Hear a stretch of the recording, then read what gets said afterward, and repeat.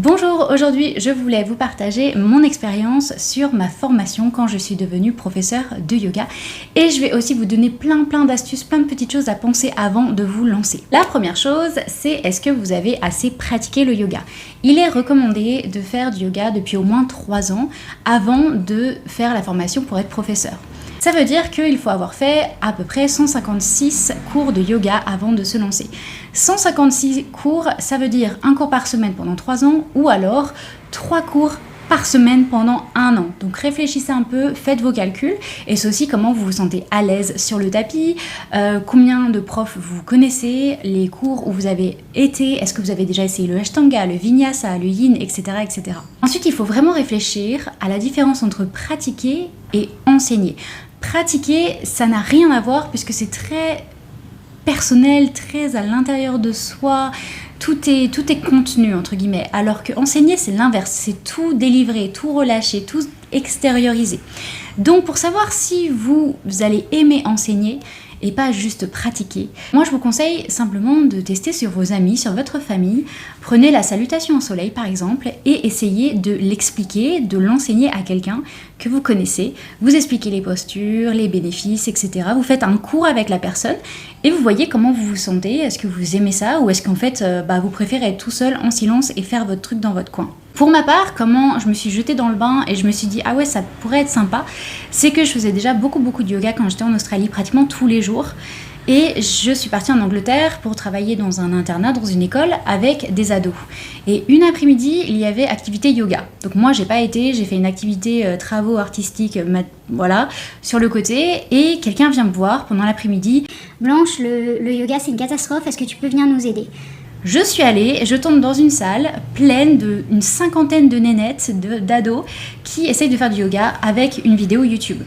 Et c'était une catastrophe. J'ai regardé la vidéo, j'ai regardé les filles et là, l'énergie est montée en moi.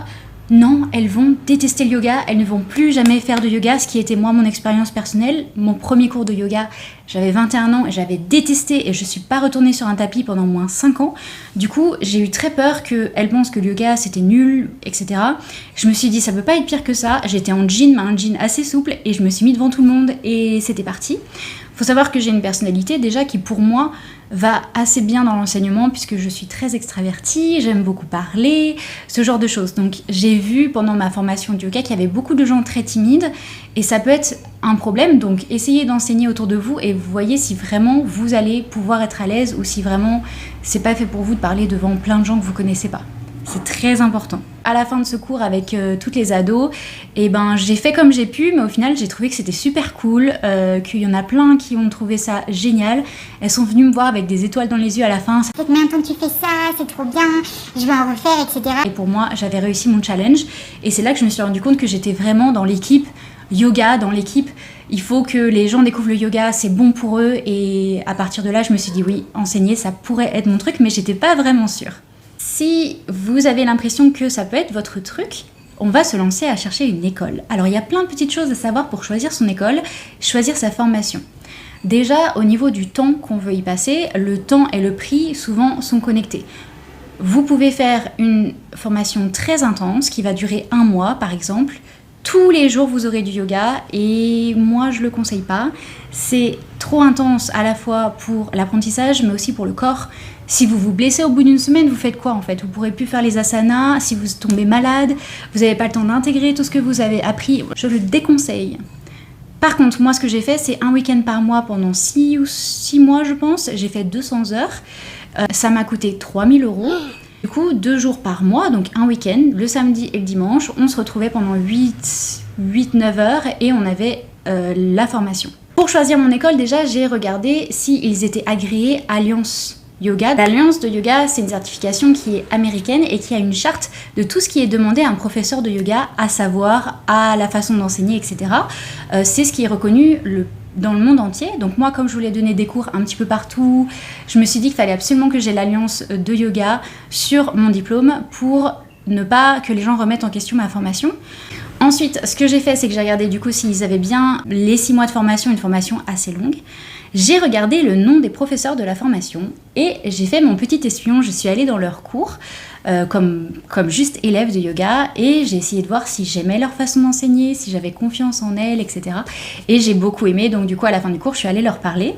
Et là, j'ai demandé, est-ce que vous pouvez me diriger vers une élève qui a déjà terminé la formation et qui maintenant enseigne peut-être à votre studio, par exemple. Elles m'ont donné le nom de quelqu'un. Donc j'ai aussi essayé un cours de quelqu'un qui était fraîchement diplômé de cette formation avec ces profs-là. Et j'ai fait son cours, c'était super bien. Et je suis allée à la fin lui parler et je lui ai demandé les pour et les contre de la formation côté élève. Elle, comment elle l'avait vécu. Et comme ça, j'ai pu avoir un panel, je connaissais les profs, j'avais un retour d'une élève et je me sentais prête à prendre ma décision de prendre cette formation. Donc je me suis lancée et j'ai payé la formation 3 000 €, un petit peu tous les mois, et j'ai signé, je suis allée à mon premier week-end. J'avais très peur d'être déçue, j'avais très peur que en fait ça m'aille pas du tout, que je comprenne pas du tout la vibe, l'atmosphère, les gens, etc. Donc j'étais très très nerveuse en arrivant. En plus j'étais très malade, j'avais de la fièvre, mais je voulais surtout pas rater le premier week-end, c'est quand même fondamental.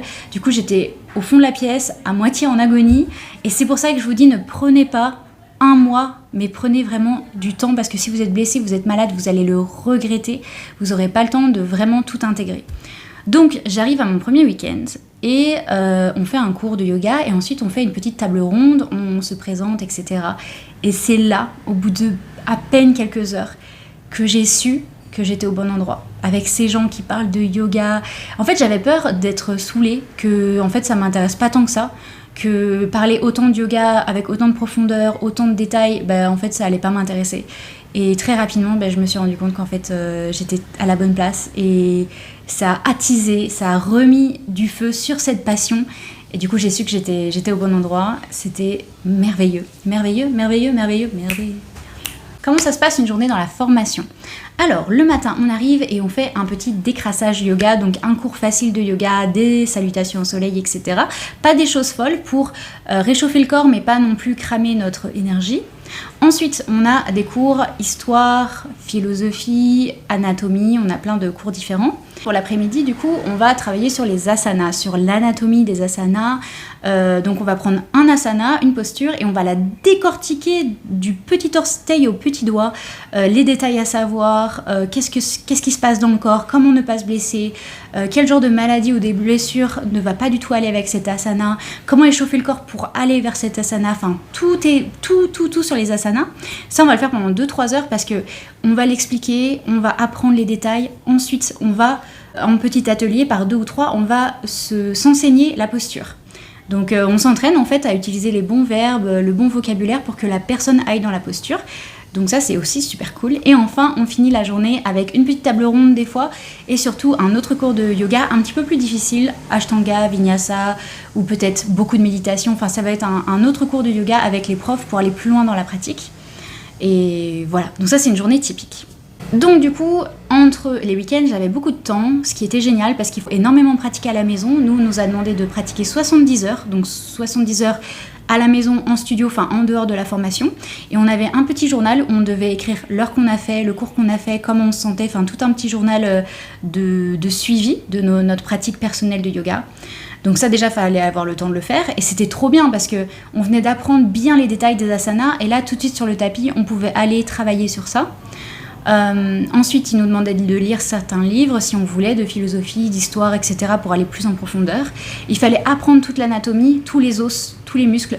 Je me baladais partout au travail avec un petit schéma d'un squelette et avec une gomme et un crayon de papier et je notais, j'apprenais par cœur tous les muscles, les os, les articulations, etc. J'effaçais tout, je recommençais pour apprendre par cœur. Après, une autre chose qui pour moi a changé le fait que j'ai réussi mon examen, c'est que j'ai tout de suite pratiqué à enseigner. Donc déjà, je me parlais à moi-même sur le tapis, je m'enseignais à moi-même. Mets ton talon ici, place ça comme ça, appuie là, ta. Et quand je me suis sentie un tout petit peu plus à l'aise, mais vraiment c'était quand même une catastrophe, j'ai demandé à des amis si elles voulaient bien que je leur donne des petits cours 2 fois par semaine sur Zoom, donc en live, comme ça elles est restées chez elles. J'ai aussi donné des cours gratuits à des gens vers la fin qui sont venus chez moi, que j'ai mis sur internet. En fait, je cherche une fille qui veut bien venir chez moi pour que je lui fasse un cours gratuit de yoga parce que je suis en formation. Et du coup, ça m'a vraiment, ça a tout changé parce que à la base, je savais même pas ma droite et ma gauche. J'arrêtais pas de faire des erreurs. J'avais des blancs tout le temps parce que je me souvenais pas du verbe, je me souvenais pas du bon mot, etc. Sachant que mes profs étaient très difficiles entre guillemets, elles étaient très rigoureuses. Si je disais pas le bon verbe, en plus c'était en anglais, pas le bon verbe, pas le bon mot, etc. Vraiment entre presser et appuyer, je disais appuyer mais il fallait dire presser ou presser et pas appuyer.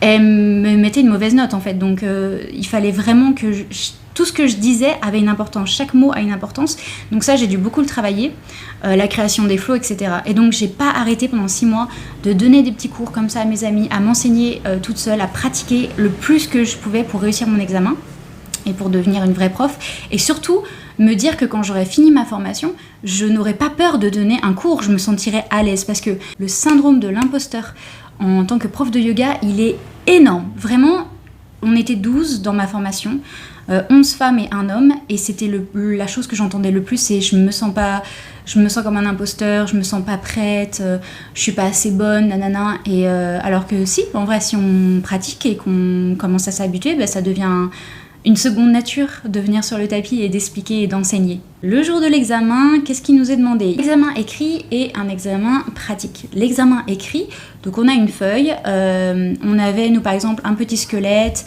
des muscles, des articulations, du vocabulaire, de l'histoire, de la philosophie, plein de questions sur ces thèmes-là. Et un petit peu de dissertation sur qu'est-ce que le yoga, quels sont les bénéfices du yoga, etc. Où là on pouvait écrire un petit peu librement. Et ensuite, on avait la partie pratique qui était la plus stressante, puisque le reste, on l'a appris par cœur, tu le sais ou tu le sais pas en fait. La partie pratique, c'était d'écrire 2 cours, un cours pour débutants de Hatha et un cours un petit peu plus avancé de Vinyasa. Donc on rendait ces cours à la prof avec écrit tous les asanas et les transitions vers les asanas. Et ensuite, il nous demandait, un des 2 cours, de le présenter à tout le monde. Donc on avait tous les élèves et les profs qui étaient là avec nous. Et on devait enseigner pendant, je pense que c'était 1 demi-heure par personne. Et je devais enseigner le cours que j'avais écrit. On avait le droit à une feuille, évidemment. On n'est pas obligé d'apprendre par cœur parce que même dans la vraie vie, un prof peut venir avec son carnet. En fait, il n'y a pas de problème. Mais moi, j'avais appris par cœur parce que j'étais tellement nerveuse de ne pas dire le bon mot, d'avoir un blanc, etc. Donc, j'avais appris par cœur. J'avais pratiqué le même flow, le même cours encore et encore avec mes amis, toute seule, pour vraiment me dire que si je ne peux pas avoir de blanc, je l'ai fait tellement de fois. Donc me voilà partie sur mon tapis. C'était super stressant, mais j'ai essayé de respirer, etc. Mais ouais, c'était un des examens les plus stressants de ma vie. Et puis au final, sur les 12, il y en a une seule qui n'a pas eu son examen. Clairement, ça se voyait qu'elle n'avait pas assez pratiqué, elle n'était pas à l'aise en fait. Personne n'était à l'aise à ce niveau-là, mais vraiment, vraiment pas à l'aise. On voyait qu'elle savait pas trop ce qu'elle faisait, et elle nous a mis en danger en fait, puisqu'elle nous a fait trop d'ouverture au niveau du dos et pas assez de contre-posture pour décompresser la colonne vertébrale. Et moi, au milieu, je l'ai senti parce que j'ai des problèmes de dos, donc je me suis arrêtée, je me suis mis en position de l'enfant pour décongestionner un peu le bas du dos. Et une des professeurs l'a carrément arrêtée au bout d'un quart d'heure et elle nous a demandé de faire 3-4 asanas pour justement ne pas qu'on se blesse parce que vraiment elle était allée trop loin dans un sens. Et elle n'a pas eu sa formation, mais on lui a proposé d'en refaire une autre en fait, tout simplement parce que ça se voyait qu'il lui manquait des heures de pratique, ça se voyait qu'elle n'avait pas assez aussi pratiqué personnellement sur le tapis. En fait, au bout d'un moment, on vous demande pas d'être super souple, super fort. Moi, j'avais peur que les gens autour de moi ils fassent des asanas incroyables, alors que pas du tout. Il y a des gens, ils ont vraiment un niveau... Il n'y a pas de niveau, mais on voit qu'ils sont pas très souples, ils sont pas très forts. Mais ce qui est important, en fait, c'est à quel point le corps s'est habitué à certains asanas. On le voit, en fait, quand quelqu'un pratique, que le guerrier 2, il vient assez facilement. Enfin, je sais pas, c'est quelque chose d'un petit peu mécanique qu'on voit sur les corps de yogi.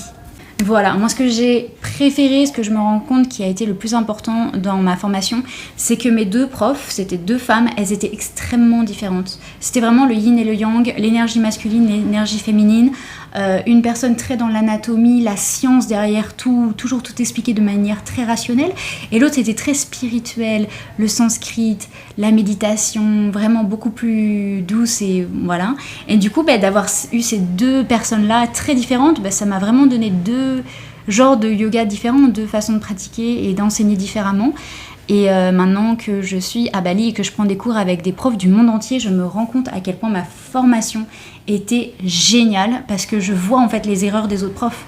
Il n'y a pas eu de contre-posture pour ça. Elle a raté 2 mouvements de son flow. Ici à Bali, je peux pas me la raconter, mais les professeurs en fait, des fois elles perdent leur flow ou elles savent plus quel sens elles ont fait. Elles me regardent en fait. Elles savent que je suis là, elles savent que je suis prof et elles me regardent. Blanche, on en était où? Et on en rigole, il n'y a pas de souci, ça arrive dans le cours des fois de se rater. Mais c'est vrai que la rigueur de ma formation, elle se voit dans mes cours, elle se voit dans ma construction des cours. Et donc je pense que c'est très important de faire sa première formation avec les bonnes personnes, avec les bons enseignants. Ça va tout changer au niveau de l'enseignement. Mon dernier conseil, c'est quoi faire après avoir été diplômée. Alors moi, ce que j'ai fait, c'était simple. J'ai mis un message sur Instagram, ça y est, j'ai eu mon diplôme. Je fête mon diplôme, je vous donne un cours en anglais gratuit à tous mes amis sur Zoom. C'était pendant le Covid en plus, donc je me suis retrouvée sur un Zoom avec 50 personnes, dont des personnes aux États-Unis, enfin des gens que j'avais rencontrés un peu partout dans le monde, que j'avais pas vu depuis des années des fois. Et je me suis retrouvée super nerveuse à devoir donner un cours, donc j'ai redonné le cours que j'avais écrit pour mon examen. Et voilà, et à partir de là, à la fin du cours, en fait, ce que j'ai fait, c'est que j'ai proposé à mes amis de revenir toutes les semaines pour un cours gratuit, pour que moi je continue à pratiquer, que je continue à devenir une meilleure prof et que je n'oublie pas toute ma formation. Et après, le jour où je serai à l'aise, je commencerai à laisser des gens venir et payer, etc. Donc ça, je pense que c'est le conseil clé des gens qui passent leur formation de yoga, parce que vraiment, je pense qu'entre les 12 personnes qui vont passer la formation avec moi, il n'y a que moi qui suis vraiment pas temps plein, mais qui donne des cours et qui est en ligne et qui vraiment essaye de vivre du yoga. Je pense que je suis la seule. Les autres, elles sont pas dans des studios, etc.